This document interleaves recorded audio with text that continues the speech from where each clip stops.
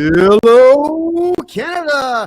Hello, United States of America. Greetings to everybody here in Panama and all over the planet. My name is Kevin J. Johnston. This is the Kevin J. Johnston Show that runs every single Tuesday at 9 p.m. Eastern Time. We have a lot to cover. This is going to be a great show because there's a ton of information here that each and every single one of you need to hear and need to know. As you all know, those who have been watching my show for a long time, I had to escape communist Canada because there's a fatwa that's still there. There's an Islamic fatwa on my head because I told the truth about Islam. And of course, I would say, everybody, that the Canadian government made it very difficult for me and everybody like me to do business, to live, to be free, to do whatever we wanted. I came to a free country.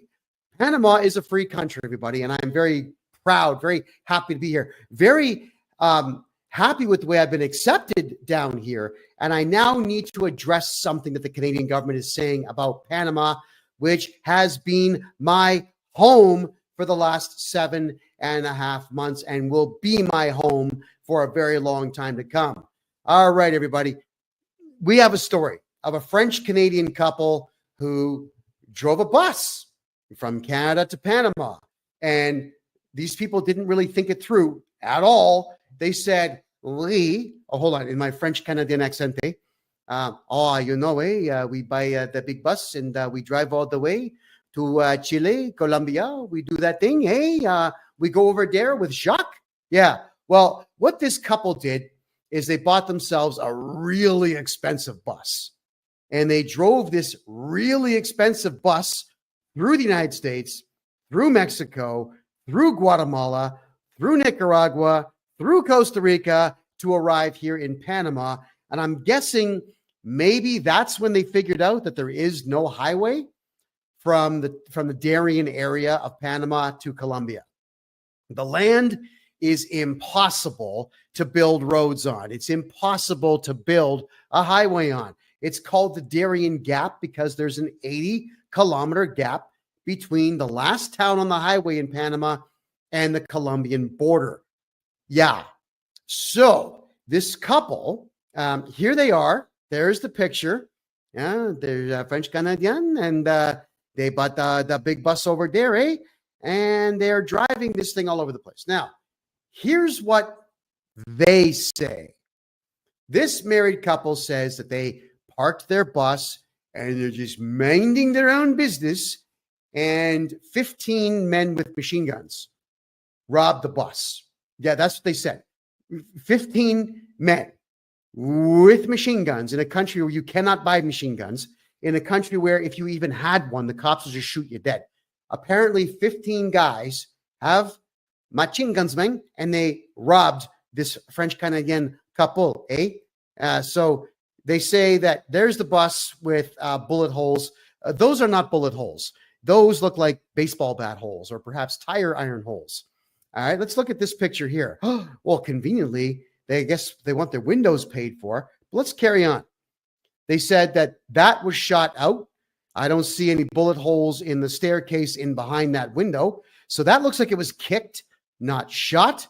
You all maybe remember watching the videos of me at various gun clubs all over the United States and all over Canada, shooting hundreds upon hundreds of rounds into various objects. And I can tell you that if you shoot into aluminum stairs on a bus, the bullets will at least bare minimum leave a dent in the staircase. There's no dent. And when you shoot through glass, the bullet goes right through the glass and doesn't shatter the entire pane like Hollywood says. So there's some more bus photos here. That's not what bullets do. That's a tire iron or stick. That's not a gun. What else do we have here? We've got, see? Again, baseball bat. That's not bullets. Then we've got this one. There's no bullets. There's no casings anywhere. That was hit with something. Then what else? Oh, and he's got a boo-boo on his head.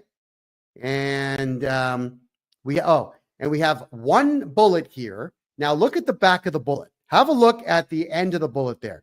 Does that look like it's been fired, or does that look like a bullet they maybe bought in a, I don't know, a collector store or a surplus store and just kind of dropped there. It also looks like it's been driven into the ground. So someone put it there and stepped on it? Is that what's going on here? And there's the married couple. The French-Canadian chick. She's not a bad day. Too many tattoos for my liking.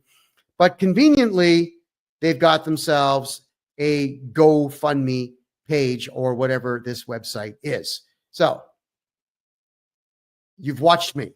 All of you have watched me walk alone through the worst possible slums here in Panama. And what do people do here? They invite me over to have a barbecue with them. They don't shoot me. They don't hit me with sticks. They don't threaten me. I don't get dirty looks. I have a theory here based on how much attention this married couple apparent robbery is getting. And to which they're saying, we want a travel ban imposed upon Panama, so Canadians should not be allowed to go to Panama because our windows got broken on our bus. And apparently 15 guys had machine guns pointing them at us, where you saw that not one bullet got fired on this bus. I have an alternate theory. And I don't care how upset people get with me. Based on the fact that I live right beside a slum, I might add, everyone. I live in an area where I can take 50 steps and be in a slum, or I can take 50 steps and be in the richest land in Panama. I live in this incredible area. It's this perfect balance I've got. If I feel like hanging out and dancing in the streets, I go to the slum. If I feel like going and talking to snooty tourists, then I go to the rich part. But I've never seen guns on anybody. I have never seen a Panamanian walking around with a knife in any threatening manner. The guys that work in Panama, they have machetes, but that is because they cut trees with it. They cut grass with machetes. It's actually a tool of use here. But I've never seen a Panamanian running around with a machete up like this. That's Jamaica. That's not Panama. So I've got a theory that this couple who drive this big tour bus that probably cost them a couple $100,000 to buy and probably costs about $2,000 to fill the tank, I think they ran out of money. That's my take. This is me based on how well I've been treated by the police, by the government, by the poor, by the rich, by everybody here in Panama. There is no way 15 guys showed up conveniently when a French-Canadian couple shows up with a bus. They just show up and shoot the bus where you can see there was not one bullet hole. No, this couple thought they were going to do their dream tour, ran out of cash, and made this story up. That's my theory. So, Canada, Panama City, the capital of Panama, is safer than Toronto. It is safer than Toronto. It is safer than Montreal. It is safer than Vancouver. It is absolutely safer than New York and Los Angeles. This story stinks to high heaven. I'm not buying it. I don't think any of you should either. And the Canadian government right now, they're watching Panama because I'm here in Panama shooting off my mouth about how amazing Panama is, but also the fact that the Canadian banks suck and you should move your money here to Panama, just like I did. So, everybody, don't believe anything the Canadian government's got to say about Costa Rica or Panama. It's all lies. Remember, Justin Trudeau bought a house in Costa Rica this year, my mistake, and tried to move over $40 million of stolen money into Costa Rica. And the Costa Rican government said, no, you're a left-wing freak, retard, loser. You're not going to move your stolen money into Costa Rica. So what did Trudeau do? He started shutting down the Costa Rican consulates in Canada. Every single thing that you hear that's negative about Latin American or South American countries is because Trudeau is not getting his way. And he knows that investment dollars are leaving Canada and going into Mexico and Panama and so on. And Canada's losing money, hand over fist. So he makes up these stories about danger, danger, danger in these countries. Nothing dangerous about it. Alrighty. And if anybody does want to open up a bank account here in Panama, let me know. I'll get it done for you in 5 days. Really inexpensive. Your money is safe here. My money is safe here. I love it here. I'm not leaving. So for that French-Canadian couple, shut up. You're full of crap. I see through your scam. And eventually, the average person who visits Panama will also come to understand you're never going to find a gang of 15 guys with machine guns picking on a French-Canadian couple. Because, especially when they parked their bus in a safe tourist area. Okay. All right. There we go, everyone. So, tonight, we're going to talk about Kevin O'Leary. For those of us around the world that don't know who Kevin O'Leary is, he's one of Canada's most successful businessmen ever. And he puts on this big show about, I don't care about humanity. I don't care about people. I just want to make money. I just want to make money. Fine. That's his shtick. It's an act, and he's allowed to put on the act. Good for him. His wife killed somebody. We know that. And he was able to, I guess, pay the best lawyer in the world to get her off that criminal charge. Kevin O'Leary is on the show Dragon's Den in Canada, and the better equivalent in the States called Shark Tank. That's him. He calls himself Mr. Wonderful. And I want to talk about a few things that Mr. Wonderful has done and has said. And yeah, there are theories that Kevin O'Leary was the guy driving the boat and he blamed his wife. I can't prove that, so I'm not going to go down that road. But I do want to say that Mr. O'Leary seems very unhinged in this video. For my American friends, for friends of mine all over the world watching this show, Justin Trudeau, who is a pedophile pervert, he's also gay, he's a complete idiot. He is as far left as they come. He's destroyed every facet of Canada, although Canadians let him do it. So Canada, you got to take some blame on that. Now that Trump has won the U.S. election, thank God for that, Trump can put pressure on the Canadian government. But Trump is going to be really busy fixing his own country. He's not going to have time to police what Canada is doing. So everyone is asking what Trudeau thinks about this U.S. election. And of course, Trudeau is in panic mode because everybody wants the conservative side to come back now. Left-wingism has been around strong for 8 years. It sucks. It bankrupts countries. People want to go back to conservatism. So what does that mean? Well, it means that Pierre Poilievre, who's the leader of the Conservative Party of Canada, stands a good chance of winning the Canadian federal election next year in November. But Canadians all say, he's going to be our savior and he's going to fix us all up. No, he's not, because he can't. First off, Trudeau is a freak. He's a psychopath. He's completely out of his mind, and he hates Canadians in general. He made that very clear. But Pierre Poilievre in Canada is the one who's brought forward this digital ID thing. That was the conservatives that brought that up, not the liberals. What he said was, we have to protect children from pornography. Not the pedophiles running the courts in Canada, not the pedophiles running the justice system and the police departments and the education system. He never brought any of that up. He blamed Pornhub.com. That's right. He says Pornhub.com is responsible for all of the pedophilia in Canada.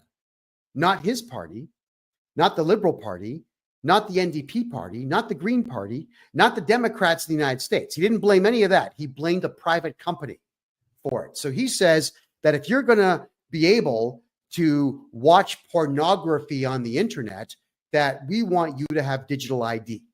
So for Canadians out there that think Pierre Poilievre is the end-all be-all savior next year, should he take office, I'm telling you that digital identification is going to be a thing within 6 months of him taking office. 6 months. You watch. Don't listen to me.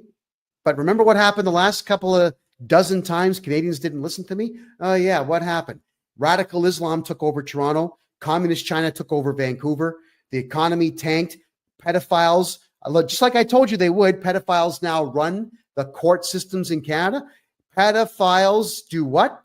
They are teachers now in your schools. I warned you about all this stuff. And what happened? I got arrested for it. And Canadians went, yay. Kevin's insulting Canada. You can't do that. Yay. Lock him up. Okay. So now what? I'm in Panama getting really rich, and Canadians are stuck in Canada getting really, really, really broke and really, really poor. So I'm not here to gloat on that, but I am here to help Canadians and Americans who are watching this figure out what's really wrong, and I'm going to be offering solutions. I'm not just here to complain, because if I'm going to complain about how terrible things are, then it's just a friggin' echo chamber. And I don't want to be an echo chamber. I want to be the guy that's got answers. And right now, Kevin O'Leary, Canada's richest guy, he's got no answers except for himself. He knows how to make money for himself. Good for him. But I know how to save money for all of you.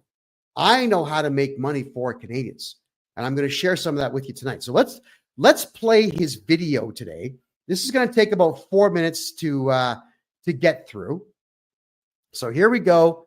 This is the interview where he seems a little unhinged to me. Here we go. No, want to talk Canada now. We saw Prime Minister Trudeau's immediate reaction saying, don't worry, Canada, everything's going to be fine for us under a Trump presidency. We're fine with a Trump victory. Kevin, what is Trudeau really up against here? Trudeau is now a mouse in the kitchen running around. You see them just under your cabinetry. His own cabinet has a broom and they're trying to get him. They're going to get him. They're going to get that little mouse pretty soon. And it's going to be great because it's going to open up Canada to bring back to international investing. I am very excited about investing in Canada again. I haven't touched it in 8 years. Trudeau's the worst manager in history of Canada. I've said that countless times. It's the end game now. It's very important that we get rid of him soon. But I think Canada is in a great position right now because we need energy in North America, and we have it. We need data centers. Canada can lead in AI. We need to get rid of Trudeau. I thank him for his service, and it's time to move on. I mean, they're going to get the mouse. The broom's going to hit the mouse soon. That's what's going to happen. But the question is, Kevin, who is that leader in Canada? Does Canada even have nobody? Such a candidate?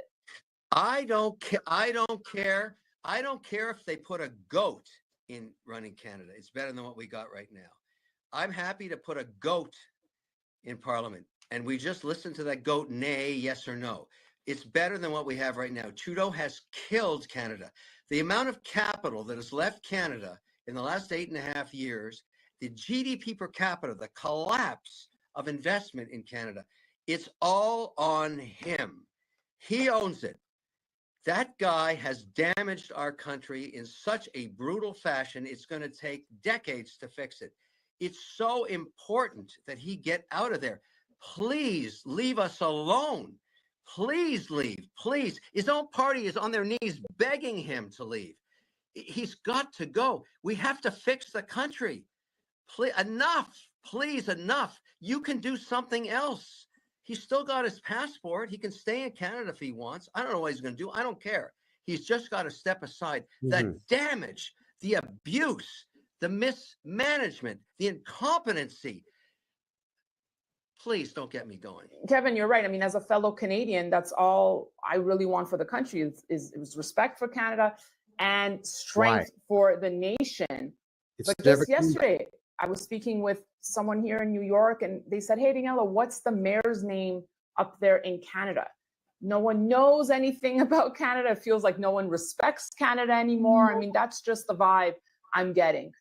I'm so ashamed of what he's done to us. I went with my wife to a wedding in Cairo just months ago. They wouldn't let us in with our Canadian passports. Wow, that's no surprise.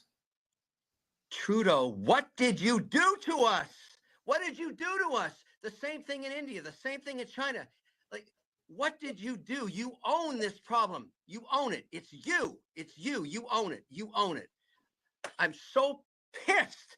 I have a Canadian passport, the most coveted passport on earth. What did he do to us?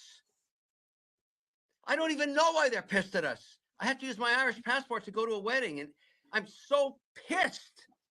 Well, thank you for that heartfelt plea, Kevin. I'm sure it resonates with many. All right, everybody.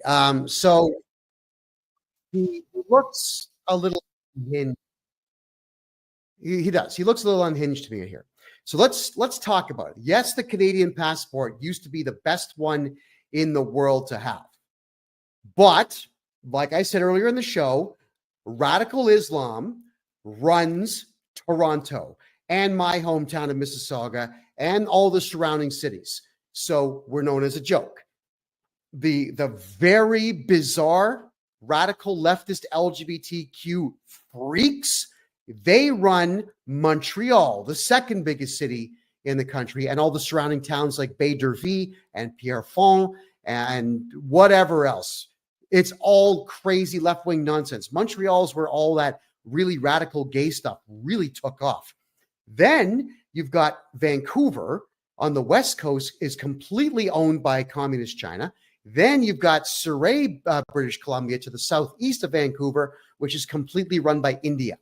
So Canada has become a joke in that every other nation and culture and whatnot runs Canada. And we have allowed foreign trash with very low IQs to take over almost every branch of the Canadian government. So Kevin O'Leary comes out and he does tell the truth about the fact that Canadian passport means nothing anymore. It's junk. It's junk.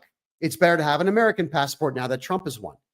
But he's saying that with Trudeau eventually leaving, that somehow Canada is going to be a great place to invest. He said that. The guy's worth billions. And that's a really stupid thing for a billionaire to say. And I mean over the top stupid. So I'm going to go now through, and I suggest everybody who's ever thought about going to Canada or investing in Canada, please stick around for the next 90 minutes so that I can explain to you why Canada sucks, why it's going nowhere, and why Kevin O'Leary is wrong with everything that he said. So first off, let's cover something. I don't know if anyone out there is familiar with FinTrack in Canada. FINTRAC, FinTrack. It's one of these post-Islam things where supposedly FinTrack was supposed to have a look at all of the bank accounts in Canada that were making really large deposits and transfers and scrutinize them so that FinTrack would know who the terrorists are. Yes, Grayman, I'm a Canadian citizen and I don't want to be. I'm embarrassed by Canada. I'm completely embarrassed by all of it. It sickens me to think what Canada has become over the course of the last 20 years. So yes, I'm a Canadian. I live in Panama now. I've got my residency applications into 6 different countries because other countries around the world have a lot of money. And there's money out there. FinTrack was supposed to protect Canadians and Americans from illegal transfers, legal bank transfers, terrorist funding and whatnot. And it never once happened. FinTrack has not once tracked down any terror groups in Canada at all. But what FinTrack does do is if you make a transaction in Canada of anything more than $3,000, FinTrack is paying attention to what you're doing. There's your digital identification nonsense right now. So everything you do in Canada over $3,000, this terror watchdog is tracking it. They're recording everything that you're doing. They're doing the same thing with crypto transactions. So there are companies in Canada called Coinberry and ShakePay, BitBuy, and a few others. But if you make a transaction with Ethereum or Bitcoin or XRP or any of the big boys over $3,000, FinTrack asks the following questions. Who are you sending it to? Why are you sending it to them? What is their name? Where do they work? What is their work phone number? What is their home? I'm serious. This is what FinTrack is asking Canadian citizens, not the terrorists who can move whatever they want, but Canadian citizens. Now, Kevin O'Leary, as you know, got involved with Sigmund Bankfried with that whole FTX scandal. And I don't know the exact number, but legend has it that Kevin O'Leary lost over $400 million in Bitcoin and digital asset investment. So what does he do? He opens up a new company called Wonderfy. So it's Mr. Wonderful, Kevin O'Leary's university for Canadians on how to learn how to deal in crypto, which then turns around and buys up Coinberry, which is a place you could buy Bitcoin and Ethereum. And then he cooperates fully with FinTrack. So if you're ever wondering why FinTrack is watching what you're doing in Canada, that was Kevin O'Leary, because he got ripped off by Sigmund Bankfried, hopefully who does like 25 life sentences for what he did. But I'm saying to you here is that Kevin O'Leary got angry, and now we got to pay the price because FinTrack is watching every transaction Canadians do over $3,000. Now, why would you want to invest in a country that does that to its citizens? And I'm speaking to you as a Canadian, to Canadians especially. My God. So that sucks. Kevin O'Leary says Canada is going to be great to invest in. Well, here is every single reason that I could think of over the last 2 days why you should not invest one single dollar into the communist and Marxist hellhole known as the Dominion of Canada. You will regret it. First and foremost, Canada is a communist police state. That is correct. A communist police state. The police in Canada are monitoring everything that Canadians are saying. Instead of going out and fighting crime, what they do is they sit on social media like the losers that they are, and they are watching everything that Canadians are saying and filing criminal charges against Canadians, even if the things that you're saying do not affect anyone. They're using Section 319 of the Criminal Code in Canada, which is called willful promotion of hatred, to state that everybody, especially white people who have opinions against the government, need to be charged because somehow they are hurting the Canadian public. Yeah, amazing, huh? So what's going on here is from the year 1998 to about roughly 2004, the crime rate in Canada dropped. It just fell off. So the court system said, we're not going to have those bastards in black gowns in Canada, the judges. We're not going to get our $400,000 salaries anymore. So what they did is they took discretion away from police to not waste their time charging people and arresting people for silly things. And they said, if someone even speaks out of turn, arrest them and put them in the system. So Canada, in that time, the arrests just went right through the roof. So you can get arrested in Canada for anything. Offending somebody, coughing too loud in a restaurant, they'll call it causing a disturbance. That's the actual criminal charge. Saying anything on social media that left-wing freaks don't like. Protesting now gets you arrested. Yeah. Protest. So if you were to protest any of the pedophiles harming children in Canada, the police will arrest you. And what they always do to make a big deal of it is they send out the really crazy, morbidly obese lesbian cops to manhandle men so that they can make a production in Canada about the fact that men are not to be respected in any way. So with it being a complete police state, nobody's safe in Canada except the criminals. The criminals in Canada are very safe.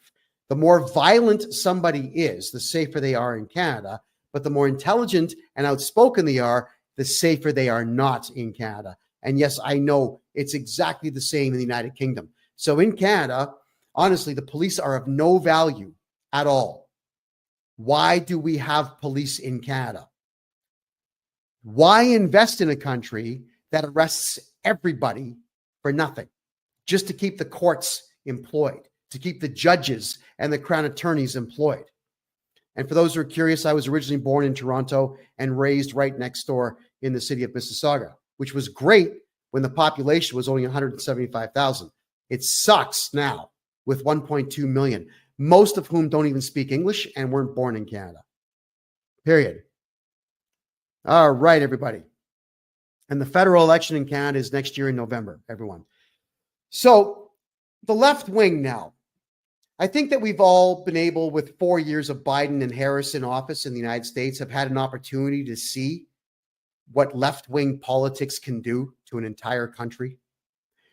America, Do you like what happened to your country? Canada, do you like what's happened to your country over the last 8 years? Left-wing nut jobs do not create anything. If you've ever had a look at the politics of left-wingers, here's what they say. Unfettered immigration good, white males bad, Christians bad, Muslims great. We have, pedophilia good. That's how they think. And in doing so, they'll also say capitalism bad, oil bad, gasoline bad, and electricity bad. But of course, everything that they do is on computers and phones, which are made of petroleum-based plastics and which run on electricity, which is created by, you guessed it, nuclear power. So they are out there screaming at the top of their lungs that everything that they use is bad. And what they've done is gone out of their way to look at guys like me and Christians and so on, to say that you're bad and we're going to shut your businesses down. So for the last 8 years in Canada, the left wing has gone out of its way to shut down the economy, to destroy the businesses of good people. But, and this is for the conservatives now, for conservative Canadians, it's your fault too. Because when the left wing started saying, oh, that store owner's a bigot or a racist, you went along with it. Why? Why did you go along with that?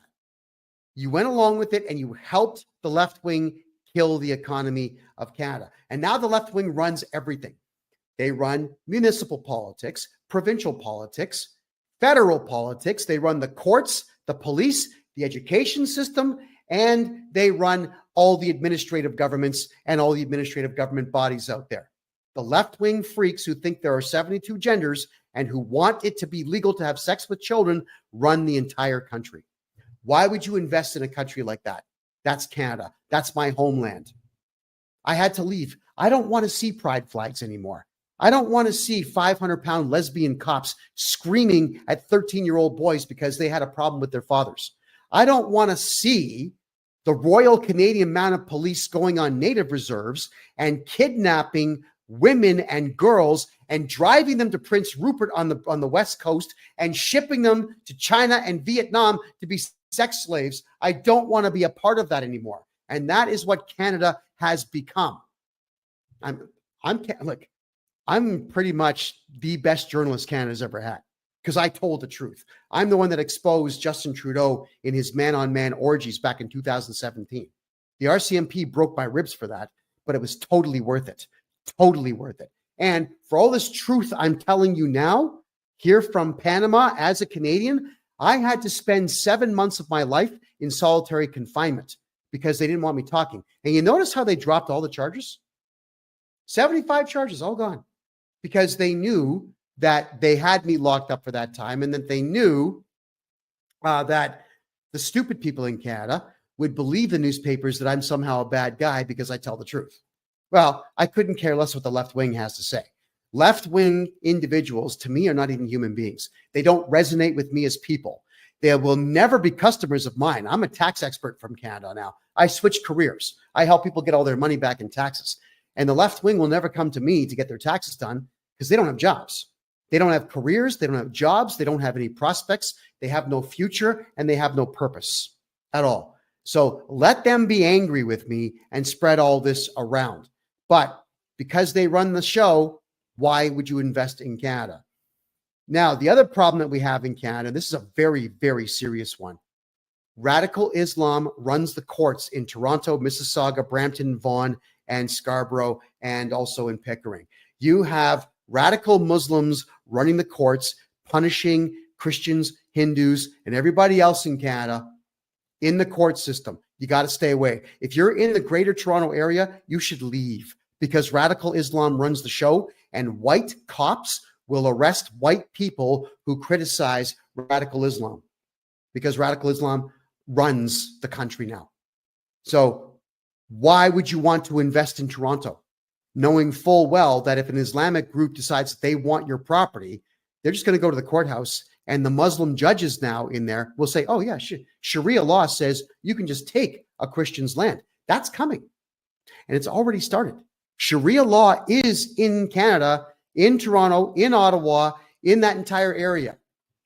Why would you want to invest in Sharia law, especially when you've got white cops arresting white people who are investing in the country for criticizing Sharia law? Yeah. And people do feel like they live in India and Saudi Arabia now in Canada. It's horrendous. So let's cover now some of the more economic parts of what we're complaining about here. If you're going to be investing in Canada and you move to Canada, the odds are pretty good that your international cell phone's not going to work. So if you want to communicate in Canada, what do you got to do? You got to get yourself about $150 per month phone plan. The last time I had a phone in Canada, my bill was exactly $148 a month. With that, I got unlimited talk and text in North America only. I got I got limited. I had 20 gigabytes a month of data, which as a journalist and a big mouth, I would burn through in no time. I would usually burn through that in 2 weeks and pay extra. So really in Canada, your cell phone bill could potentially be $200 per month per phone number.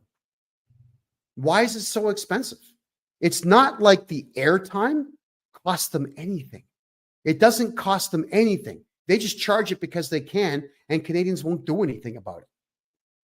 Here in Panama, I pay $5 a week.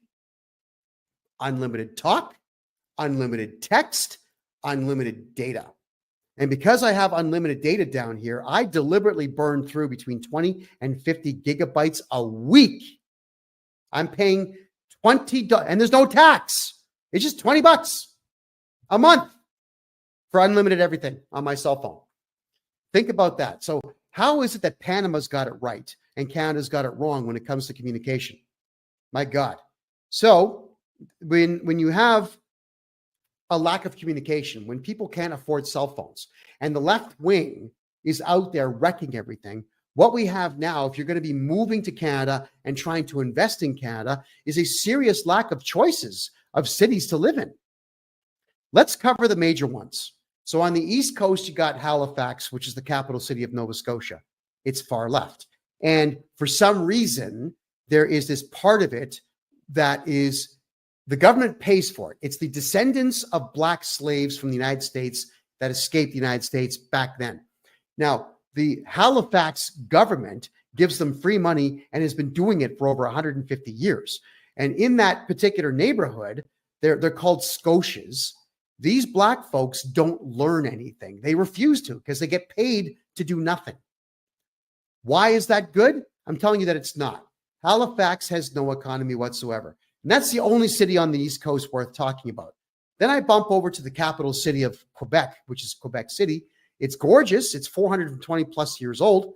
And it is an old military fort from that era, but it's expensive. You can't afford it. And it has no industry except for one, which is tourism. And with all the left-wing nuts moving there, what they're doing is they're chasing away all of the tourists. The tourists don't want to go anymore because the left-wing freaks have ruined that place. You go over to Montreal, and again, there's no economy anymore at all. There is no economy in Montreal whatsoever. Why? Because the Quebec government runs the province of Quebec in Canada like a completely separate nation. And it's got its own tax structures, and it bills everybody to death. So not only are you paying excessively high federal taxes in Canada, the Quebec government will bankrupt you, and it's bankrupted just about everybody in Montreal. So unfortunately, as amazing as Montreal was from the 40s all the way to the 90s, and it was awesome when I was a teenager. I would drive 5 hours to go there just for the weekends to party it up. It sucks now. You can't do commerce. You can't do business. The Quebec government made sure of that, and so did the radical leftists. Then you've got the capital city of the entire country, Ottawa, which is boring. It's got nothing. There's nothing to do in Ottawa. They say the population's about 900,000, but the only industry there is government. That's it. It's government. Now think about this. When you go to the capital city, you've got the Royal Canadian Mounted Police all over the place, and they're maniacs. Then you've got the Parliament Hill Police, supposedly protecting Parliament. Then you've got all the other local police departments. Ottawa They've got the city has its own police force. And then in and around the area, you've got the Ontario Provincial Police and the Nepean Police and all these other small police forces. There's got to be about 20,000 cops in Ottawa, and they're all miserable. And they're all intimidating people all of the time. Why would I want to live there? Why would you invest in the capital city when the only industry is government and police? And that's not an industry. The industry, I suppose, that could come from that would be the gun companies that can supply guns and the body armor companies supplying body armor. But that's not an economy. That's just the government imposing its will upon the people and wasting tax dollars. Jump over to Toronto now. Toronto, which was, again, awesome in the 80s, it's as non-white as a Canadian city can possibly be. Now, why is that bad? Because Canada's got stupid multicultural policies that state that every time a new culture comes to Canada, the laws and the rules of the country will change to accommodate that new culture, no matter how stupid and violent that culture might be. So Toronto is less than 37% white now. And as a result of the mass influx of Indians, and not the smart ones, like the really stupid ones from all the slums have moved into, from Mumbai and whatnot, have moved into Toronto. There are no more shops that are open. The malls are dead and closed. The white companies have picked up and left, because I can tell you this about Indians, they don't give white people money. Chinese people, to which there are too many in Toronto, they only patronize each other. Chinese folks don't go to white restaurants and throw money down. They go to their own. Every race in Toronto deals with its own, except white people are told that they can't deal with their own. So there's this huge race divide, which was, of course, deliberately done, but it's led to an absolutely dead city. It's an unfriendly, cold place. And it's unfortunate that it is the biggest city in the country, but the infrastructure is crumbling. There is nothing to invest in whatsoever that anybody would ever make money on. And if you have a look now, a lot of the condominium projects that are being built, they've been halted. Yeah, Toronto was building a super tall building, just like in New York City, where it was supposed to be 24 floors high for every 1 floor wide, which would have been a really super tall, super skinny building. It got to the 12th floor, and they ran out of money. All the condominium corporations in the province of Ontario, especially Toronto, which signifies about 6 million people, are broke. They're running out of money. So if Kevin O'Leary, Mr. Wonderful, Mr. Rich, is stating that he's going to invest in Canada, well, Toronto, Ottawa, Montreal, the East Coast, what exactly is he going to be investing in? If he's going to be investing, I suppose, in Indian restaurants, then he'll make a little bit of money. But I know Indian culture inside and out. I've been around it for a very long time. And it's all about getting discounts and deals and never paying full price. So good luck with that. Canadians in general, out of all of the countries in the Western world, have the least amount of business acumen. They are the worst business people in the Western world. There's a reason for this. Canada is an isolationist nation. Look at it on the map. You'll see that it shares a border with only one country, the United States of America. The next closest country to Canada is France, because they own 2 islands in the St. Lawrence River. The next closest country is Greenland. So what influence would there be internationally within Canada that Canadians would ever know about? None whatsoever. And Canadians spend all of their time saying, I hate the United States, I hate America. Yeah, but you watch the NFL, you watch the NBA, you watch the NFL, you watch American movies. Let me tell you that. Yeah, let me tell you this. When the Marvel movies came out, the End Game, was it? Every theater in Canada was sold out opening week. And Canadians were clapping and cheering for American superheroes. So for Canadians who say they hate America, you sure do lap up a lot of American culture. Now, I love American culture. I lived in the United States for 4.5 years. I made a lot of money there. And now that Trump's back in office, America might actually become pretty damn good again. But Canadians don't know how to run a business. They don't know how to create business plans. They don't know how to apply for loans. They don't know how to make deals to raise capital. And when the business finally gets opened up, they have no clue how to navigate the tax system, and they have no clue how to navigate the local ordinances that always want to shut them down. Canadians will do what they're told. So when somebody opens up a business and some bylaw officer walks in from the municipality and says, you got to do this and this and this and this, a smart person would sue the city for it and would send a no trespassing notice to all the bylaw officers in the city and sue that bylaw officer individually and maybe put a security guard outside and say, yeah, you're not coming back in here. But nope, Canadians capitulate every time. Every single time. They don't know what they're doing. It's very difficult to do business in Canada. There's another thing here is that Canadians, they can't wait to follow the friggin' rules. Rules. How many times have you heard a Canadian say, hey, if I have to wear a mask, so do you. If I have to pay tax, so do you. I haven't paid tax in Canada in 24 years. And Canadians say, if I have to pay, so do you. No. You do what you want. But don't tell me I got to do what you're doing. You know, that whole adage of if your friends jumped off a bridge, would you? I usually get gross when I talk to people like that. I say, listen, I'm willing to bet that you shove 2-liter Coke bottles in your anus, but just because you do it doesn't mean I'm going to do it. All right. And they, of course, get upset with that. And whatever. It's very easy to upset Canadians. So they love to follow rules, and all the rules in Canada are designed to not allow a business to succeed. If you want to open a bar, for example, in Toronto, there are 14 steps you have to go through. And that means there are 14 branches of your municipal government you have to convince to leave you alone to get your bar open. Yeah, that's just Toronto. Vancouver is worse. So we have all of these cities stopping Canadians from opening up businesses, and Canadians, they just put up with it. They just put up with it. Canadians, instead of helping each other out, they argue and bitch and moan and compete with each other. Now, let me give you an example of that. As a Canadian podcaster, you figure that I would have a lot of other Canadian podcasters on my show. As a guest, come on the show, let's talk. None want to come on my show. You know why? Because they're stupid. Because they think if they come on my show, I'm going to steal their entire audience. Canadian podcasters won't let me on their show because they say the same thing.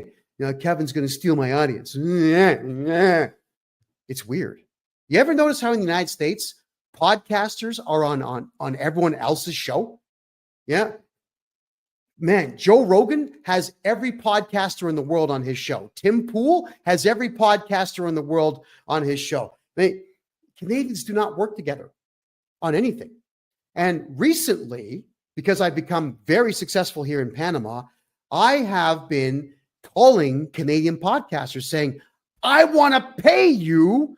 I want to buy advertising on your podcast. No, we're not in it for the money. We're doing it.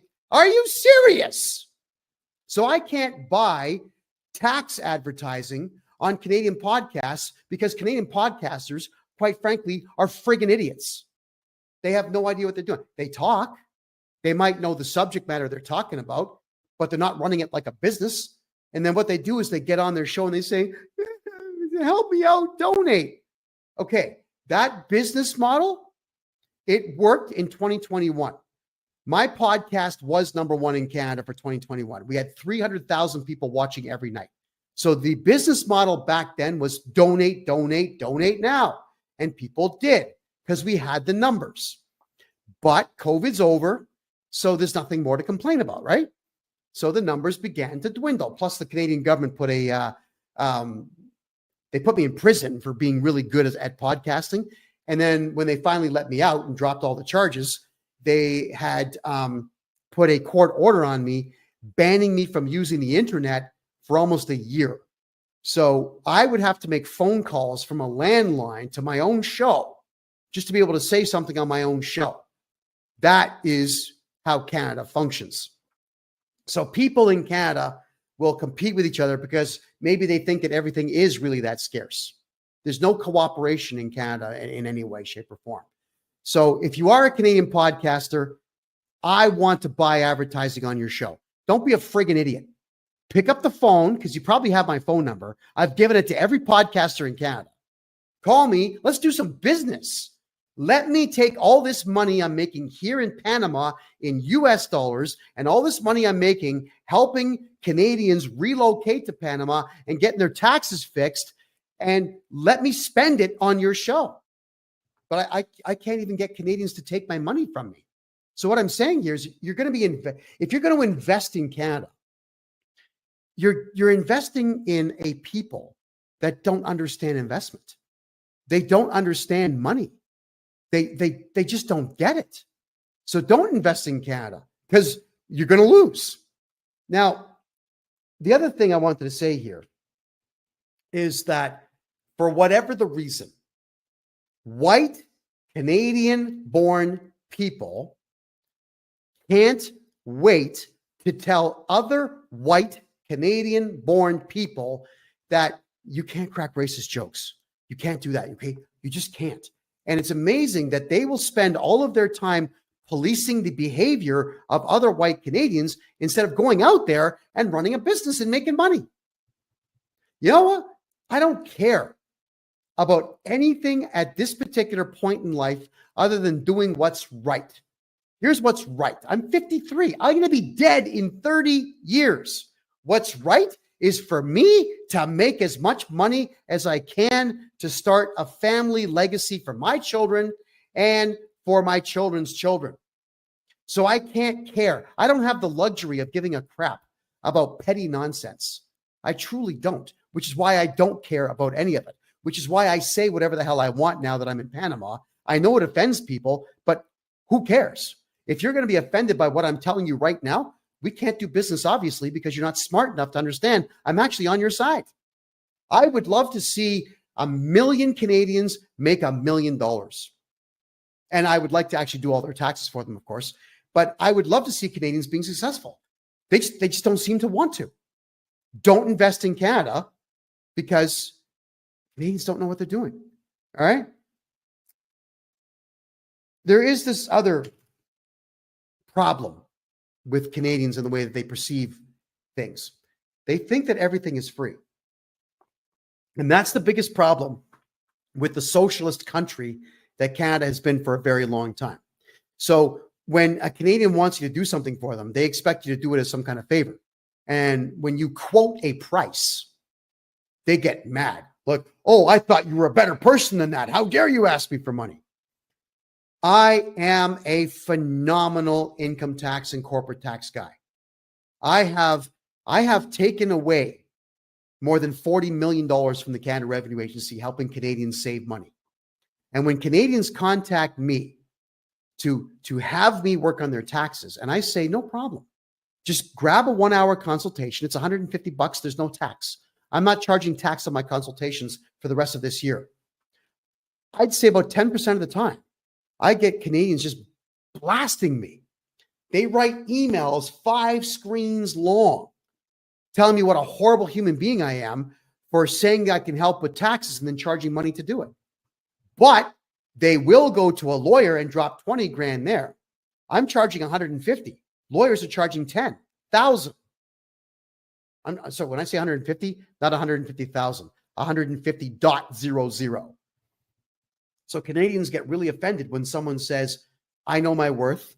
You're wanting a service from me and I want to get paid for it. And here's the price. They get really upset about this. So you're dealing with a very childish mindset, which is why I go back to what I'm saying about Canadians having no business acumen. They don't seem to understand the value of someone's skills or times. There was a while from the year 2000 to about 2012 where I would design logos and branding and corporate images for companies. And I would explain to people, yeah, that the charge is $5,000. We will design 4 concepts based on everything that you tell me about your corporation and based on your target audience. And out of that, you pick one, and then we refine it, unlimited revisions until you say it's complete. And people would say, oh, I don't think I should pay for that. Logo should only be $10. Okay. What if I said that to an electrician? You should wire my whole house for $10. What do you think the answer would be? Or a floor tiling expert. Hey, dude, tell you what, why don't you tile 2,000 square feet of floor for $10? I had one guy says to me, okay, so tell you what, buddy, why don't you design 4 logos for us? We'll look at them, and if we like one, we'll pay you. Okay, tell you what am I doing this logo for? Oh, public storage bin. I said, okay, why don't you give me 5 public storage bins for 3 years, and if I think you guys are nice, I'll pay you. No, we don't do business like that. But they wanted me to do business like that. And that is one of the biggest problems with the Canadian mindset in business, is they want everything for free. They always want to weasel their way into something. So you can't invest in a country where more than 7 out of 10 people think this way. Don't invest in Canada. You will lose. You'll lose every penny. Oh, my Lord. Now, this is a big one. So I'm going to get some static for this one, and I couldn't care less, because it's true. Racism against white people is at a repugnant level. The only reason I ever started podcasting in the first place is because, as a white male, married at the time with children, trying to keep my household afloat, as men are supposed to do, I could not find a full-time job for 16 years. I'm sorry, we're not hiring white males right now. We have to give the other races a chance. And look what's happened to Canada. 24 years Canadians have been doing this now. Not hiring skilled white people, but hiring trash from third world countries. And yeah, diversity hires, thank you. And these diversity hires have absolutely annihilated these companies. Annihilated them. Why? Well, as somebody who used to get the strap as a kid, learn grammar, learn English. Okay, fine. I'm glad that I focused my energies on having a vocabulary of over 120,000 words. But then you want me to do business with someone that I can't understand and whom does not understand me.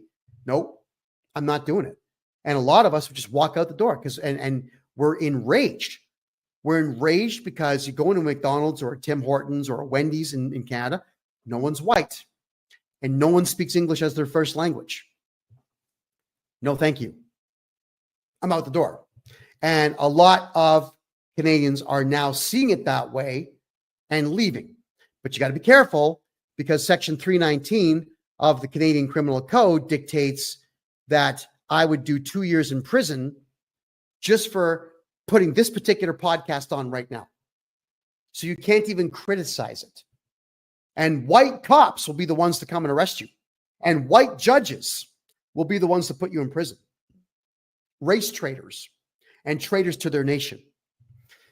So the other thing that I wanted to point out here is, on top of Canada being a complete and total police state, it's also a court state as well. The courts in Canada are getting in every Canadian's way with trumped up criminal charges and siding with the municipalities and the provinces when the provinces and the municipalities are registering complaints against good, hard-working private business owners. So the courts now have these black-gowned idiots, losers, who aren't born in Canada anymore, behind the counter siding with municipalities. So people are losing everything that they've got. Why would you invest in Canada if you know that the courts of all of the 10 biggest cities in the country are going to just rip your money away from you because they can? It's not like Canadians are going to take up arms and rebel. They know that. They know that Canadians are the biggest cowards on the planet and will never fight back. So they just keep stealing and stealing and stealing some more, which is why it sucks to do business in Canada, which is why Kevin O'Leary, in that stupid interview that he did earlier, is absolutely wrong. Even if Trudeau took a bullet to the head right now, do you think for an instant the economy would turn around? Would somehow the courts stop being pedophilic? Would the police department stop arresting white people for insulting stupid cultures from around the world? Would Antifa and Black Lives Matter just instantly disappear? Or would the left wing ramp up their efforts knowing now that their leader is gone? Always think through what crazy left-wing jobless losers will do. They'll take to the streets and they will destroy the streets, just like they did in Portland, just like they did in Minneapolis, just like they're doing in New York City. Canada, it's the same thing in Canada. And there we go. All right. There's more to cover here. There's so much more to cover. Homelessness and drug use in Canada is right now the highest in the Western world. It's actually per capita outdoing the United States. It's bad. Why? Well, Canadian housing prices are far too high because food is far too high. It's almost $75 a day for one person to eat in Canada now. It's out of control. So what's going on here is the tent cities are showing up all over the country. And it's leading to a couple of problems. Obviously, excessive alcoholism and excessive drug use. And Muslims now, this is the truth. Muslims in Canada have been giving away free fentanyl specifically to white kids and white homeless people, which is why the drug epidemic is so high. Islam is poisoning Canadians, and Canadians are letting it happen. So homelessness and drug use is at an all-time high, which you figure would drop property values, but it's not. So what's going on here is that the police and the bylaw officers in these cities are just going in and committing heinous acts, atrocities, really, against people who are homeless. I went out one night in Calgary. This is 2.5 years ago. And I watched two bylaw officers. They're not even cops, just losers. They walked into a homeless encampment, started ripping down tents, and just started beating the living hell out of homeless people. And as soon as they saw me with the camera, said, "Hey, guys, hey, smile at the camera. Tell us why you're beating up homeless people." And they would yell, "Hey, Johnston, get out of here. This is none of your business." And these guys who were assaulting homeless people would call the cops and tell the cops that we were bothering them and impeding their investigation. But bylaw officers in Canada can't conduct investigations. They're not cops. They're just security guards, losers, violent losers. So the war that the police and security guards across the country have implemented against the people now is horrendous. So are you going to invest in a country where Muslims are deliberately poisoning white people, and then white cops are killing white homeless people who are strung out on Muslim drugs? Why would you invest in a country that does all this stuff? All right, there we go. And AJ says that he lives in Calgary. The cops are just flat out rude to those that are less fortunate. Yeah. The mockery of the homeless in Canada by the higher ups is sick. It really is. It's sick. So with that in mind, all of the rich Canadians have left. They've already left the country. They're in Mexico, Costa Rica, Panama. Some of them are in Argentina. A lot of them are going to former Eastern Bloc nations like Hungary and Poland, the Czech Republic, which has now rebranded itself as Czechia, Slovakia. Everyone's leaving. Everybody who has money in Canada has already picked up and left. So if you were going to go into Canada and invest, there's no millionaires to buy what you're selling because they're gone.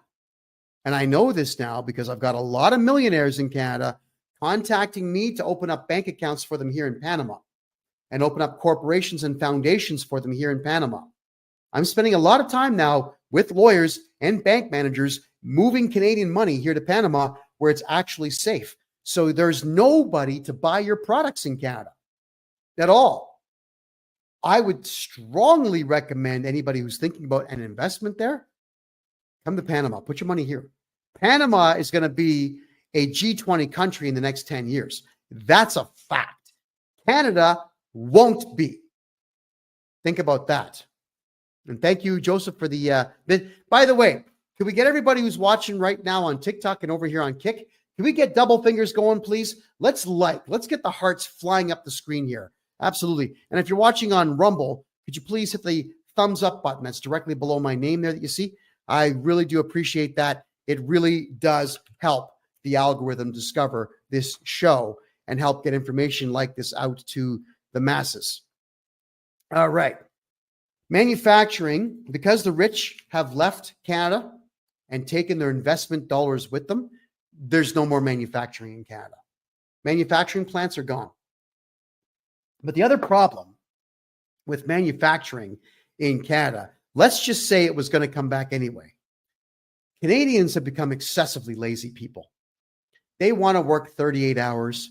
They want 3 15-minute breaks. They want the hour for lunch. They want to leave early. They want to do all that nonsense.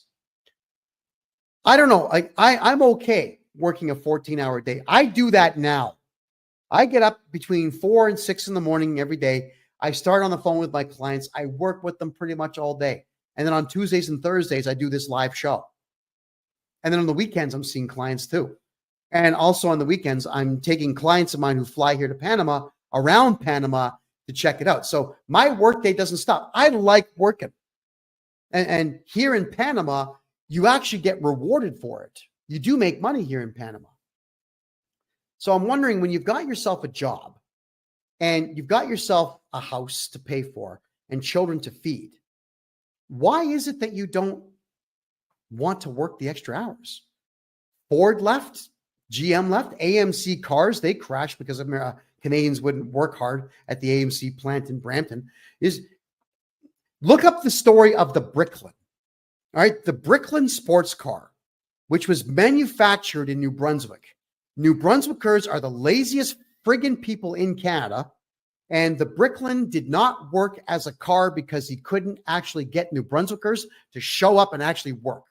What they would do is they would work for 6 weeks in this car manufacturing plant, really half-assed, and then deliberately slap the boss so they would get fired so they could go on UI or EI, unemployment insurance from the province right away.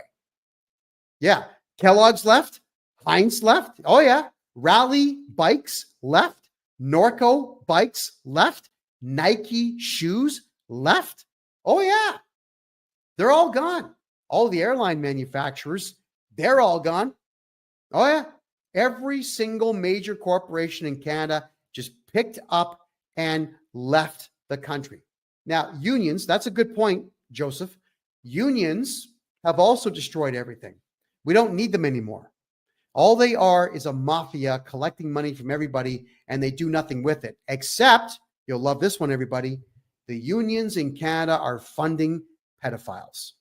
That's correct. That's who they fund. They're funding Antifa. They're funding Black Lives Matter. They're funding the Communist League of Ontario.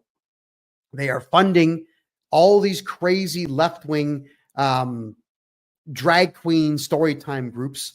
They fund everything sick and perverse. Yeah. And when you take them to court, the judges are members of the union, so you lose. Why would you invest in a country where the unions absolutely destroy every single business anyway? Why? Please don't do it. I beg you, do not do it.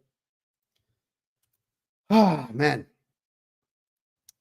Now, there is a mentality that Canadians have. Canadians, again, are isolationist. They just don't know what's going on in the world. They really don't, but they think that they do. Why? Because Canada has the Canadian Broadcasting Corporation, which gets $1.4 billion a year from taxpayers to lie to Canadians, to offer propaganda 24 hours a day. The Canadian Broadcasting Corporation owns half of the radio stations in the country. Half. With that kind of a budget, they are incapable of putting a single TV show in the top 20. It's garbage entertainment. It's not entertainment at all. So the Canadian Broadcasting Corporation lies to Canadians about the outside world. So with Canada being as broke and destitute as it is, you know what Canadians say? Oh, I'm just going to stay here because it's the same everywhere around the world. How do I know this? Because CBC said so. No, it's not at all. I'm here in Panama City. It's got a better subway system than every Canadian city combined, which you can ride for 35 cents. I can ride better buses than anywhere in Canada for 25 cents. The buildings down here are all brand new. They're beautiful, absolutely gorgeous. There's casinos everywhere where the staff are friendly and kind and polite. There's jobs everywhere. Every single shopping mall here in Panama City is better than every single mall in Canada and about 80% of the malls in the United States. And they are packed with people shopping and having a great time.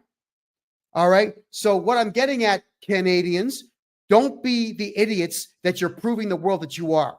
It's not the same in Canada, around the world as it is in Canada. All right. Panama is better and safer and richer than Canada is. All right. Think about that. And that is why I wasn't even going to announce this until next month, but I'm going to announce it now. That is why I'm working with an investment company here to bring the National Hockey League to Panama City. The population of this city is 2.25 million people with infrastructure that's better than most cities in North America. It's not the same around the world. And Canadians honestly believe that just because the media tells them something is true, that is true. So what they'll do is they'll say, I'm not going to go to Panama. It's a third world country. No, it's not at all. I've lived here 7.5 months. I'm having the time of my life. The movie theaters here are better than everything back home in Canada. I can watch an ultra D-box movie for $6. You know, the movie theaters here in Panama, when they pop fresh popcorn, they've got two types, regular popcorn and caramel. They actually melt the caramel right in front of you. It's not like it's in a bag from some Chinese distributor. No. They make it right in front of you. Panama is going out of its way to be in the top 20 around the world. So this is not me trying to sell you on Panama for no reason. This is me scolding Canadians for not having the wherewithal and the bravery to go and see what's going on around the world. Instead, you're listening to guys like Kevin O'Leary, who screwed us completely with FinTrack and screwed the crypto market forever in Canada, telling you that now's a good time to invest in Canada because at some point, maybe Justin Trudeau won't be in office. Are you kidding me? When a billionaire gives you stupid, rotten advice, you should discontinue watching that billionaire and let him fail on his own. Which at this point, after having listened to that stupid interview, I hope he does. I really hope he does. Now, the banks. I made a presentation to the mayor of Panama City 3 months ago. And I said, Mr. And I had a translator, of course, saying this for me. But Mr. Mayor, you have an incredible city here. There are 52 banks in the city where foreigners are investing tons of money all the time. You've got the Panama Canal, where everything from around the world gets dropped off in Panama City. I said, some of your banks offer between 3 and 12%, depending on what the investment plan is. Then I showed them what Canadian banks were paying or are paying Canadians in the way of interest. And Toronto Dominion Bank, which is one of the big ones, is paying 0.01% on your money. Even if you've got $1 million in the bank in Canada, that's the interest rate that you're getting. And all of them were floored. Panamanians couldn't believe that Canadians were getting ripped off that much. So, yeah, Canada's banking is a joke. Now, one more thing I got to touch here. Let's talk about the banks, Canadian banks. They are not respected around the world. Canadian banks will not allow you to transfer money here to Panama or Costa Rica or Mexico. Only the United States. Isn't that sick? So what you've got to do in Canada is you've got to convert your money to US, have an American bank account, which I can help you get, and then transfer your money to the United States, then transfer from the States here to Panama. Yeah, that's what the Canadian banks do. They don't want Canadian dollars leaving the country because then they're going to lose their monopoly. The Canadian Bank Act also was written 99 and a half years ago, and it was going to expire next year on June 30th. But the Canadian government's so worried about what I tell people that they've got the spy agency CSIS watching all my shows. So CSIS was what they're called, goes to Justin Trudeau saying, hey, we're still watching this big mouth Kevin J. Johnston guy, and he's telling Canadians to get their money into Panama and do a bank run and drain every dollar to Canada because the Bank Act is expiring, which meant there would be no more federal currency. So you're welcome, Canada. Trudeau added 2 more years to the Bank Act. So now instead of it being a 100-year Bank Act, it's 102 years. Canada, you're welcome. I bought you 2 more years to get your money moved, but they're not going to renew it again. No matter how loud I am and how obnoxious I am and how much I criticize the Canadian government, they're only going to do that once. So in 2.5 years, the Canadian dollar won't be worth jack, nothing. Got to get it out of there. Here's another thing. Around the world, especially in America, banks are supposed to stimulate the economy by introducing capital into the country. Bank loans are supposed to be given out to citizens so they can build businesses and pay future taxes, and then repay those loans and take more loans to keep the money flowing in the society. So American banks and banks around the world are capital venture banks. It's capital-based banking. That's why the United States was number 1 for all those years, because you could get your hands on investment money. Canada's banking system is asset-based banking. So if you don't own a house or already have $1 million, you can't borrow $1 million. The first thing all these drones, all these idiots in the bank ask you is, oh, do you have a house? What's your address? We're going to use it as collateral. Oh, it's always foreigners. I hate it. Canadian-born people don't work in any Canadian banks anymore. You can't get an English-speaking bank manager anymore. I despise the fact that in Canada, you can't raise capital. The only way to raise capital in Canada is to scam people. It's because of the banking system. Why would you invest in a country that does this? Oh, and by the way, Kelly, as for Canada's exit tax, that did not become law yet. But if you're worried about taxes, contact me. I'll get rid of all your Canadian taxes. Every single Canadian tax you've ever paid, I'll get it back for you. That's how good I am at what I do. So Canadian banks are positively worthless because you just can't get money out of them. Trudeau, during the Ottawa truckers convoy, the protest against the fake pandemic nonsense, Trudeau shut down the bank accounts of people who protested. And around the world, what happened? Everyone said, oh my God, the prime minister is shutting down bank accounts for protests? They pulled their money. That's right. Investors pulled their money, which is why you should too. Because if Trudeau doesn't like you, he's going to shut down your bank account and steal all your money. The banks already showed us that they're willing to do it. And then the deputy prime minister, who's the granddaughter of a literal German Nazi from World War II, comes out and makes this big speech about the fact that if you protest in Canada, if you say anything bad about this government, we will shut down your bank accounts without court orders. And they wrote themselves a law that let themselves do it. Why would you invest in a country where nobody's bank accounts are safe? Now, one more thing. Check this one out. The Canada Revenue Agency, this is a criminal organization who claim to be in the best interest of Canada. They lie to Canadian citizens and bully them into paying taxes that you really don't have to pay. If they want money from you, they will send a requirement to pay letter to the banks, which has no legal enforcement capacity behind it.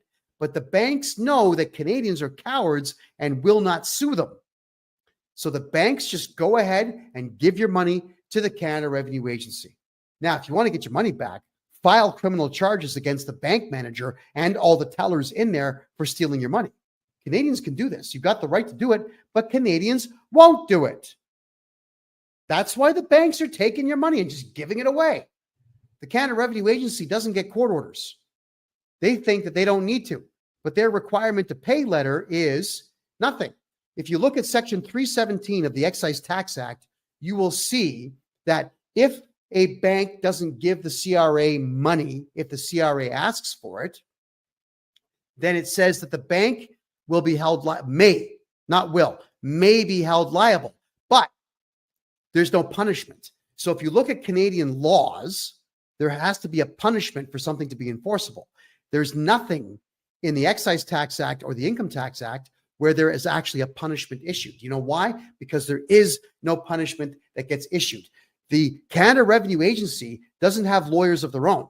They count on the Justice Department to supply lawyers, but the lawyers won't sue the banks because the CRA won't pay them to do it.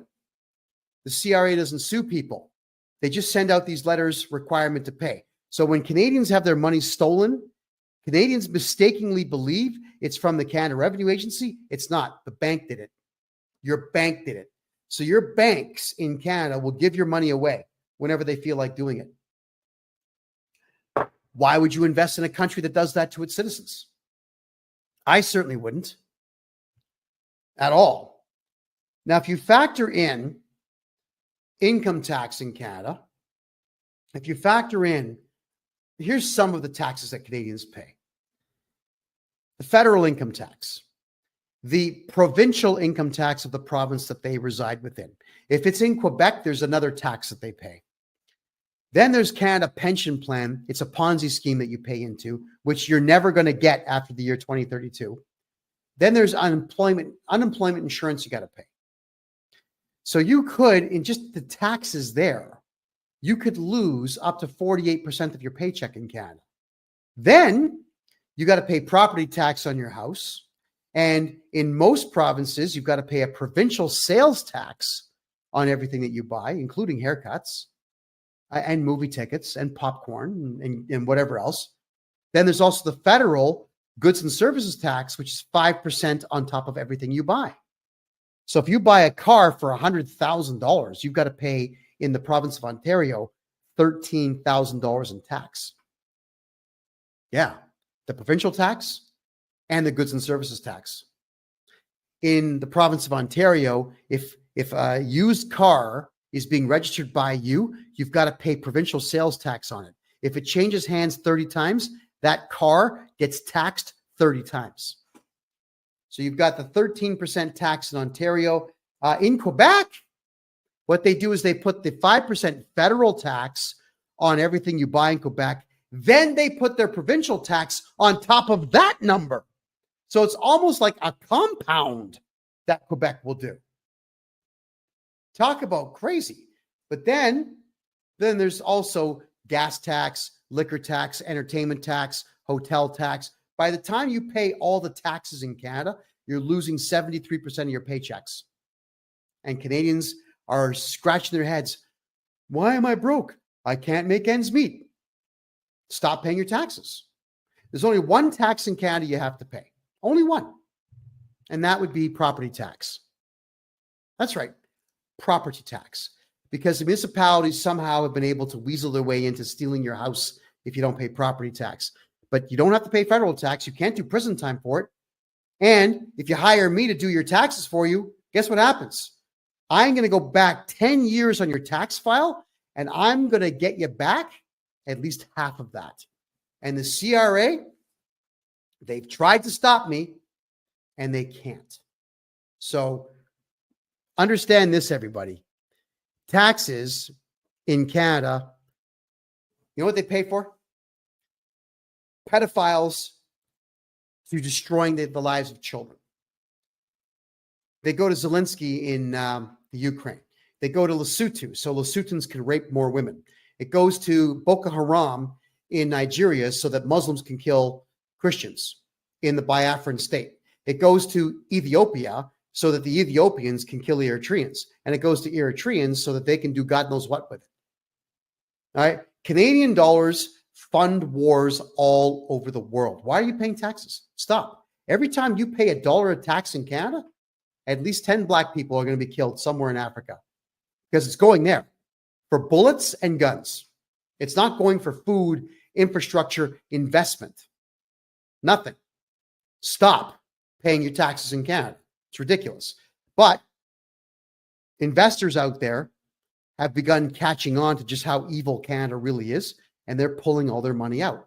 So don't invest in Canada, because the only thing that's going to happen here is Canadians are going to steal your money, the government's going to steal your money, and then give it away to terrorists and baby killers all over the world.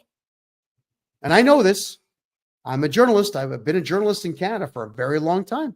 I'm not a journalist anymore. I did give up on that this year to pursue taxes, getting people back their taxes. But I'm the guy that stuck my nose in absolutely everybody's business when I was a journalist. And everything I learned led the Canadian government down the pathway of arresting me over and over again.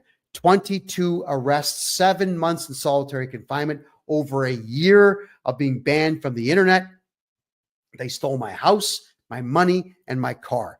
That's what happens when you speak out against the government in Canada. So now here I am in Panama, and they're really angry about it. The Canadian government's saying, we have no jurisdiction in Panama. How do we silence Kevin J. Johnston now? You don't. So for those of you out there who got court orders against me in Canada, and you think that I'm not going to talk about you because you got a court order, think again. Might want to find a way to apologize to me for wasting all my time in the courts, because I'm about to start divulging secrets about Canadians, bad Canadians, that the world is not going to believe. And it's going to cost a lot of people everything. And so be it. And you deserve it. And as for Mary, you're asking me, why is there no CPP after 2035? Because it's a Ponzi scheme. It's empty. Because the accounts are empty. Even the Canada Revenue Agency right now is broke. So when they owe people money back, they have to wait till they collect money from other people to pay it out. The system, it's empty. It's broken. All the systems in Canada are broken. So think about that. Devo says taxes are good. Scandinavian countries have the best standard of living. That's not because of necessarily taxes. That is because Scandinavian countries, until they started letting all the Muslims and the junk in from Africa, they had a high trust society where everybody looked the same, spoke the same language, and abided by the same religion and principles. That's why the standard of living was so high. It's not because government knows what they're doing. It's because they had a common culture and they gave it away. They gave it away to rapists, thieves, and murderers. Too bad for you. Alrighty. I'm just going to look at a couple quick questions here. Alrighty. If anybody wants to know my thoughts on Pierre Poilievre, go back to the beginning of this show, watch the replay on freedomreport.ca, because I covered him earlier in the show. Now, Canada's economy. I got a lot of points to get through here, so I'm going to start being a bit shorter with what I've got to say. Canada's economy is not growing. There's nowhere for it to grow into. If you invest in Canada, because Canada is a Ponzi scheme, money gets brought in and it just disappears. It doesn't create jobs. It goes into taxes to create more government jobs, but to have more government jobs, they just take more taxes from we the people. So the economy is stagnant because all the millionaires have left. After Trudeau's debacle with the banks, all the investors have left. All the major manufacturers have left. We've covered that earlier in the show. And it's impossible to attract talent because the Canadian dollar is worth nothing. It's garbage. If I take my Canadian money that I make and bring it here to Panama, I'm losing 30 cents on every dollar. But it's still better than keeping it in Canada. Absolutely it is. So with no economic growth in Canada and no economy worth talking about, with a god-awful dollar that will get lower, don't invest in Canada. This is a Canadian citizen, former journalist, now tax expert, full-time tax guy, telling you, I have dug into everything that Canada has to offer the people, and I can tell you it's a resounding zero that the country has to offer. So you're better, you got to be a little bit selfish now, Canada. You can't save the country. Pick up, leave, and make money somewhere else. And Panama is on the US dollar, by the way. So you don't have to worry about the Balboa fading. It's tethered directly to the US dollar. All righty. If you're going to be trying to buy a house in Canada, you'll notice that garbage houses that were built in the 70s and 80s are selling for between 1.4 and 2.5 million dollars. Yeah, you notice that? It's because the entire housing market in Canada is part of the biggest money laundering scheme in the world currently. If money laundering was made illegal in Canada, the entire housing market and economy would completely tank. Houses would drop to less than a fifth of their current value if money laundering stopped in Canada. It's all artificial pricing. When you look at what you can buy in Texas, you can buy a 5,000 square foot home in Texas for $300,000. You can buy an 800 square foot home in Toronto for $1.5 million. And believe me, the house in Texas is a whole lot better. So Canadians can't afford houses. And even if you have a house that's worth $1.5 million, who in the hell are you going to sell it to? Who's got $1.5 million for an 800 square foot bungalow with missing floor tiles? Come on. So your home in Canada, the only way for you to make money on your home right now is take out a loan against it, like a home equity loan, and buy property around the world and Airbnb it out. You got to start to leverage what you have, because when the housing market eventually does tank, when the bubble eventually does burst, every bit of value you've got in your property is going to disappear. And it's sad, but true. So money laundering is what's elevating the prices of it. But the problem also is that municipal rules in Canada prevent everybody from doing the right thing with their own properties. So let's just say, for example, you have a farm anywhere in Canada and you want to build your own community on it. Let's just say you know how to build houses and you want to turn your farm into a neighborhood and then sell it out to other people and deed out parts of your land to those who buy the house. You can't do it. Every single provincial government in Canada will stop you from doing it. They'll get court injunctions and then they'll send the cops out to shoot you if they so desire. They will stop you from doing it. So you've got to be a developer in Canada who has already pre-bribed the provincial and municipal governments to allow construction projects to take place.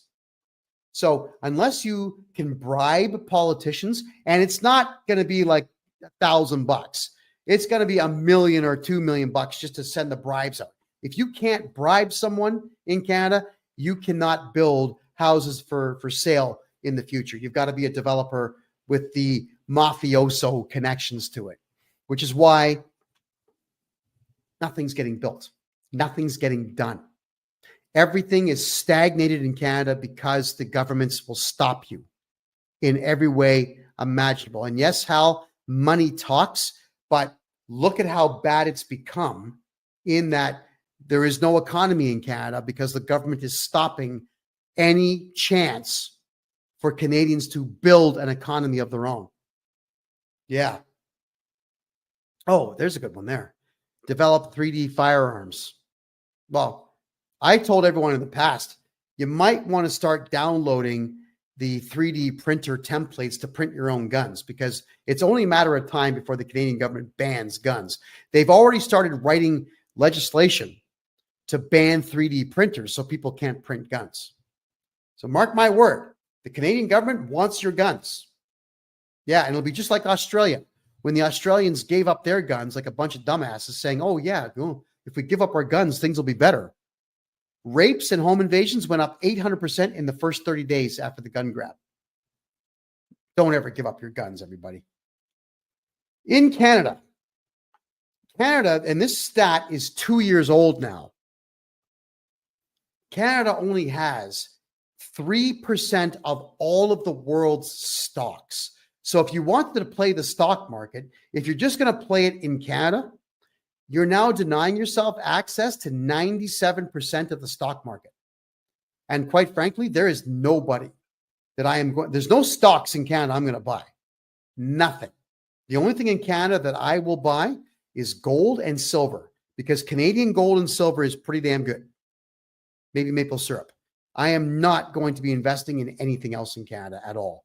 So stocks, when you're deliberately keeping yourself away from 97% of the market, you're screwed.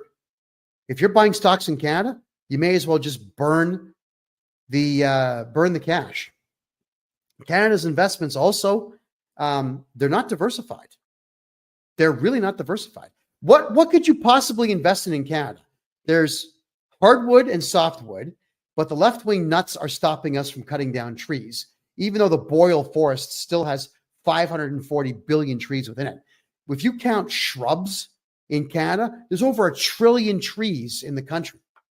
But the left-wing nuts say, no, don't cut down the trees.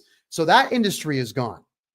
Then we've got the vegan nutcases in Canada saying, no, you can't have beef. And they're trying to stop beef production. So beef production in Canada is down to 10% of what it was 40 years ago. That's bad. Considering the population's higher now, why are we not growing beef? Now we've also got them trying to stop chicken farming too. And for whatever the reason, you conservatives in Canada out there who are allowing the left wing to shut down food production. You're just standing back saying, well, it's not really my business. Yeah, it is your business. So on top of not having an economy and on top of not having enough food now, you're still not even fighting for your right to have these things. My God, what?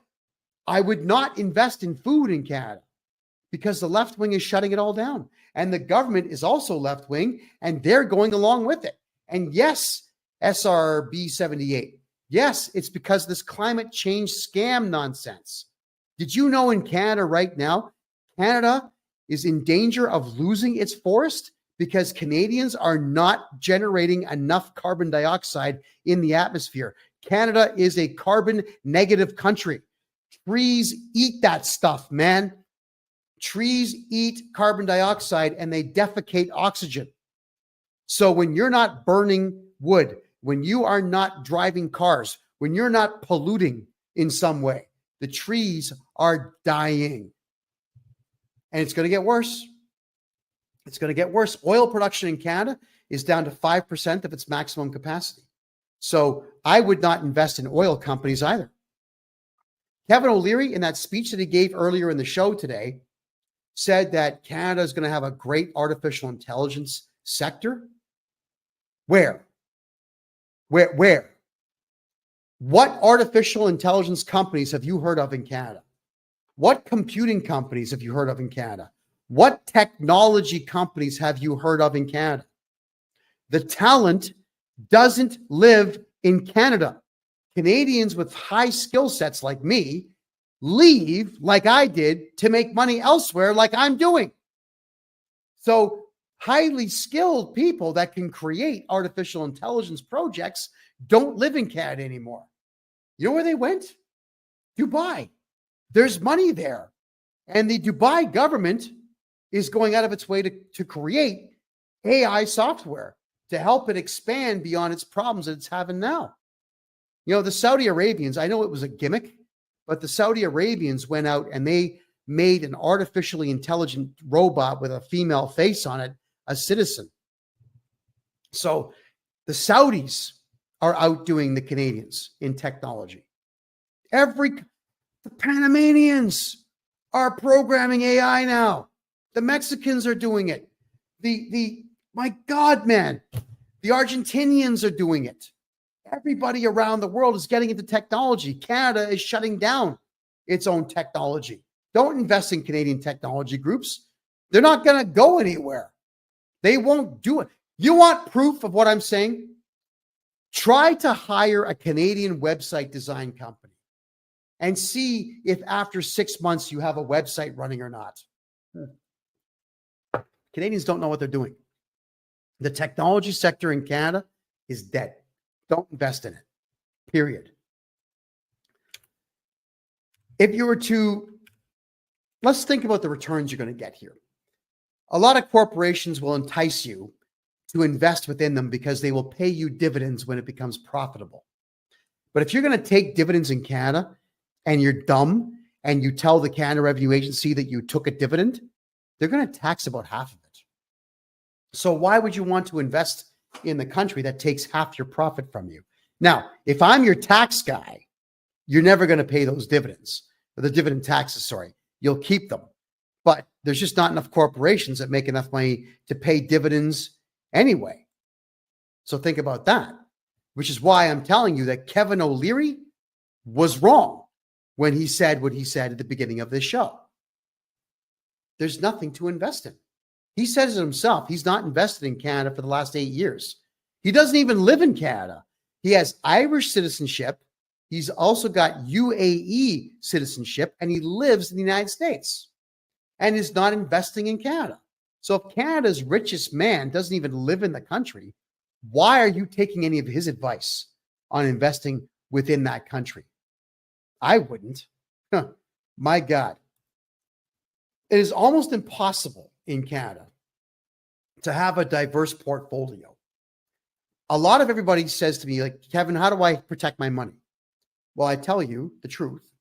You got to have some cash, not much, but some gold, some silver, some crypto. I highly recommend Bitcoin and XRP, and some property. But Canadians are broke. They've been taxed to death, and all this multicultural crap has destroyed what little economy was left. And it's not like white people can get bank loans anymore because no white people work in the banks. And all these racists from all over the world who hate white people are making sure that white people cannot get capital. Yeah, it's a true story. Racism against white people has absolutely crushed Canada. And white people just put up with it. You don't call it out. I do. I always did.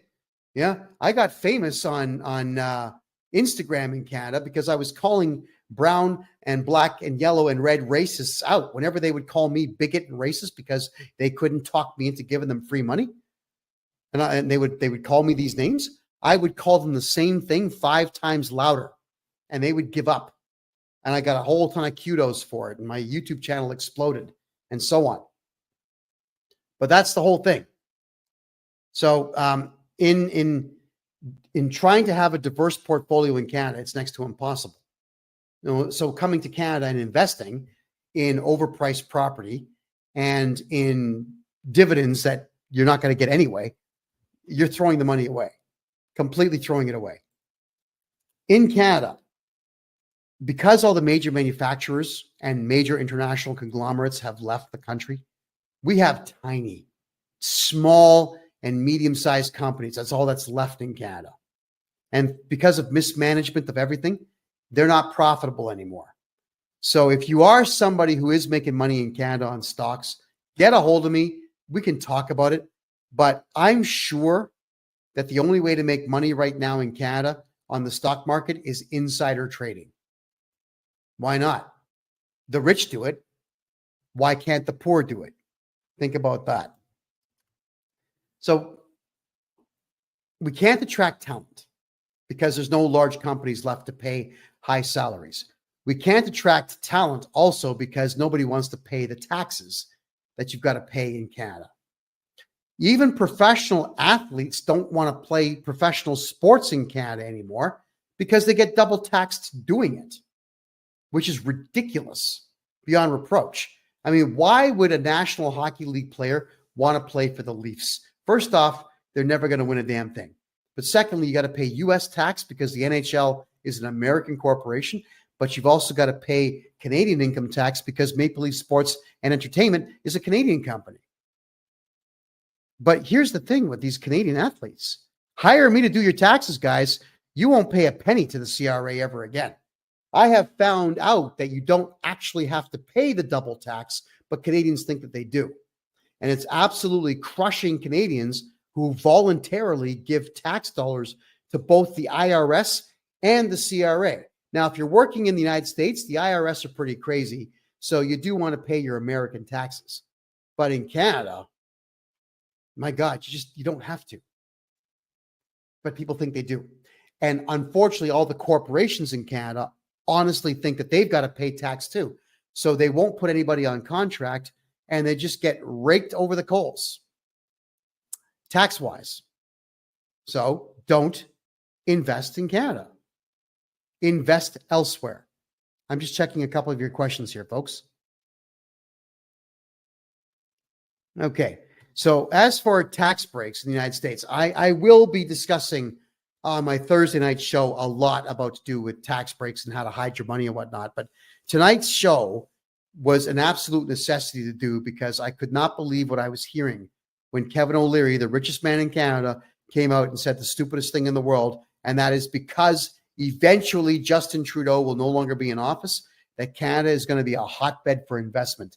He's wrong. It's going to be a place where you lose everything you own. I know. I lost everything I own in Canada just because the government didn't like what I was saying. And I trust me when I say this. If you're opening up companies in Canada, the federal government, the provincial government, the municipal government, the administrative government, they're all going to want taxes from you. All of it. We've got to dismantle all these things in Canada, but Canadians will not fight. So until that time, investing in Canada is completely and totally pointless. Wow. Growth. We don't have growth in Canada. There's nothing to grow.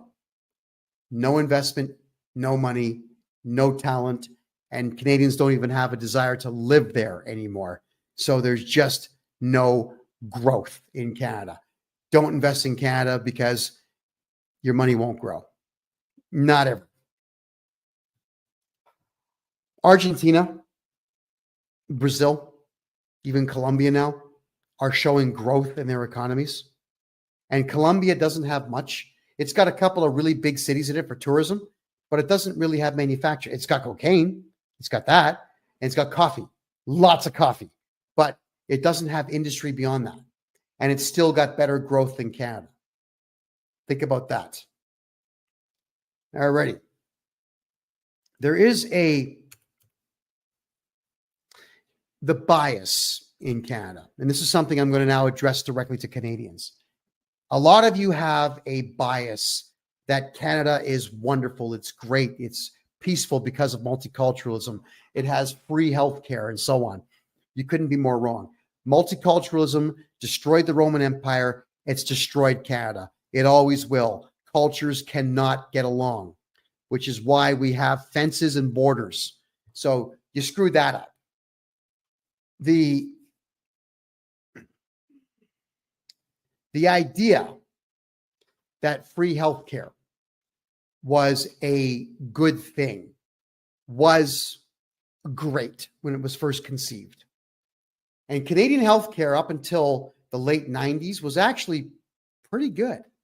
And I liked the idea of being able to break my arm and get fixed up and leave and not have to pay at the hospital. I loved that. That was amazing. So Canadians were really healthy. But because of all this multicultural crap, we let Indian culture into Canada.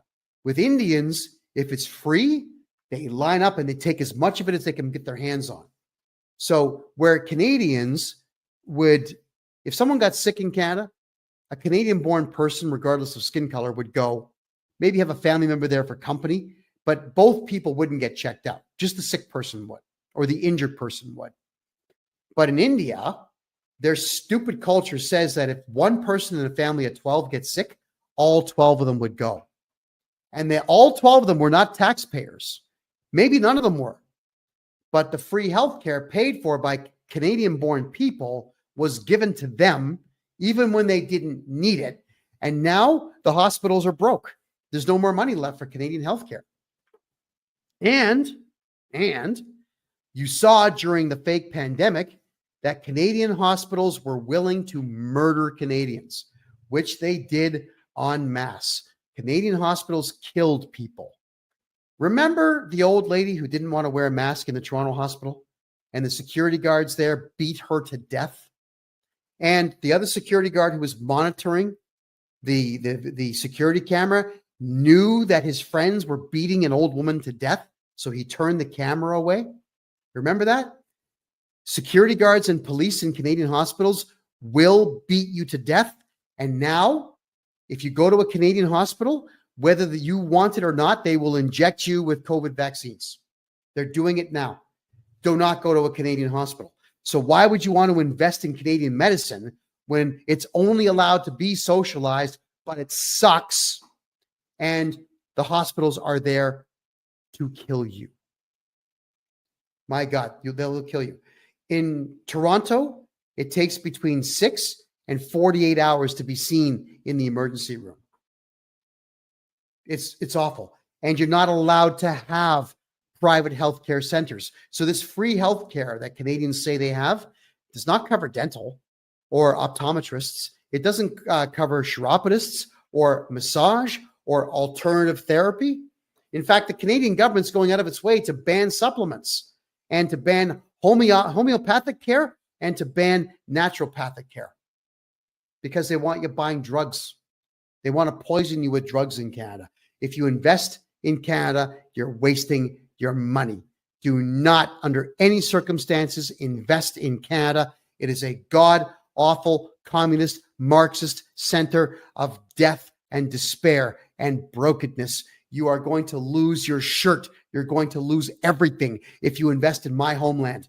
In fact, I'm so dismayed and disgusted by what Canada has become that the second that I get my Colombian passport, I'm going to make a big production out of burning my Canadian passport. It doesn't mean anything to me anymore. And you heard Kevin O'Leary in Cairo, the Egyptians don't want Canadians there. Your Canadian passport is not going to get you into other countries because Trudeau has proven to the entire world that he is a pedophile and that he wants pedophilia to reign as the dominant cultural practice in Canada. And the countries out there around the world are not having any of it. And Canadians are taking the blame for it. And the rest of the world will continue to shun Canadians because Canada, this is your fault too. You elected that idiot not once but twice, but then you let him stay in office and you didn't shut down the government violently when you had the chance. And you had the chance at the in the Ottawa convoy, Canadians, that you turned it into a goddamn party. You were smoking weed and drinking in the streets and dancing like a bunch of idiots. You could have taken the cops down by force. You could have taken the government out by force. That was the last chance you had.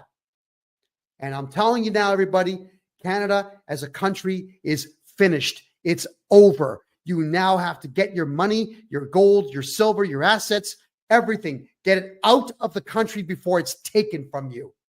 If you're outside of Canada, if you're a foreigner, I'm a Canadian citizen who had to escape Canada because the government made 7 attempts on my life just for talking. Don't go to Canada, man. They will take everything you have. And you'll probably end up like me with knife wounds all over your body. Yeah, it's a true story. And all of you who know who I am, you know my story. Just type in my name and look at all the crap they've had to say about me in every newspaper in the entire country. This is a warning to all of you around the world. Do not invest in Canada. You'll lose everything. And to the Canadian people, I beg you, please get out before they stop you from getting out. It's only a matter of time before they bring in this stupid digital ID and you won't be allowed to travel. God, please just get out of there.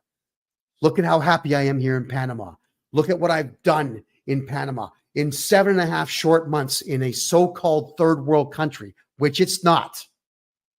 I've made more money in 7.5 months than I did in 24 years in that communist dump. And I'm only getting better every single day, and you can too. And I honestly want that for Canadians. I want you to do well. You're just not going to do well there. And that is it for now, everybody. We are going to be covering more tax stuff, more money stuff, more investment stuff on Thursday. On Thursday nights, we talk. It's called the Real Estate and Money Show. It's at 9 p.m. Eastern time, again, here on freedomreport.ca. And this is the Kevin J. Johnston Show, which runs absolutely every single Tuesday at 9 p.m. Eastern time on freedomreport.ca. I know that we've had a little bit of a different approach to the show tonight, everybody. And you can tell I've got bronchitis. I'm having a hell of a time getting air through my vocal cords tonight. But I just had to bring all of this to your attention because I truly do want prosperity to return. And unfortunately, it's not coming back. Canada, I'm sorry, it's not coming back. I'm going to be dead and buried for more than 30 years before a strong man rises in Canada to pull it out of the ashes that the left wing have created. So get out now and enjoy life because it's really, really short. Woo! My name is Kevin J. Johnston. This is the Kevin J. Johnston Show that runs every Tuesday at 9 p.m. And now, oh my God, I can't even talk, right here on freedomreport.ca. I love you all and good night.